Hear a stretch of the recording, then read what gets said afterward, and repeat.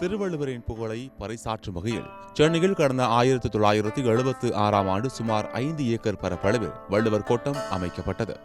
இதில் கருங்கற்கள் பதிக்கப்பட்டு 1330 திருக்குறள்களும் செதுக்கப்பட்டன. 128 அடி உயரம் மற்றும் 67 மீட்டர் நீளம் கொண்ட கல்தேர் வள்ளுவர் கோட்டத்தின் முக்கிய அடையாளமாக திகழ்கிறது. கட்டப்பட்டு 49 ஆண்டுகளை கடந்துள்ள நிலையில் இடைப்பட்ட சில ஆண்டுகளாக சரியான பராமரிப்பின்றி வள்ளுவர் கோட்டம் சேதமடைந்து காணப்பட்டது. இதுகுறித்து அரசின் கவனத்திற்கு எடுத்துச் செல்லப்பட்ட நிலையில் கடந்த 2023 ஆண்டு நடைபெற்ற சட்டப்பேரவை கூட்டத்தொடரில் பொதுப்பணித்துறை அமைச்சர் ஏவா வேலு 80 கோடி ரூபாய் செலவில் வள்ளுவர் கோட்டம் புனரமைக்கும் பணிகள் நடைபெறும் என்று அறிவித்தார். அதன் அடிப்படையில் வள்ளுவர் கோட்டத்தில் மறுசீரமைப்பு மற்றும் மேம்படுத்துதல் பணிகள் கடந்த சில மாதங்களாக நடைபெற்று வருகின்றன.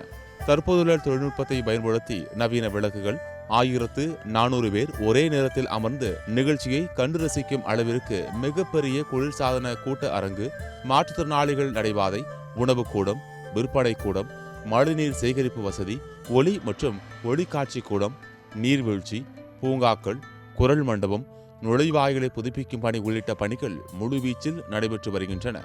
வள்ளுவர் கோட்டம் மறுசீரமைப்பு பணிகளில் நூற்றுக்கணக்கான தொழிலாளர்கள் தீவிரமாக ஈடுபட்டுள்ளனர். தற்போது பணிகள் தீவிரமடைந்து இறுதிக்கட்டத்தை எட்டத் தொடங்கியுள்ளன. கட்டிடப் பணிகள் முழுமை பெற்ற பின்னர் பொதுமக்களுக்கான அனுமதி சீட்டு, வழிகாட்டு நெறிமுறைகள் ஆகியவை வெளியிடப்படும் என அதிகாரிகள் தெரிவிக்கின்றனர்.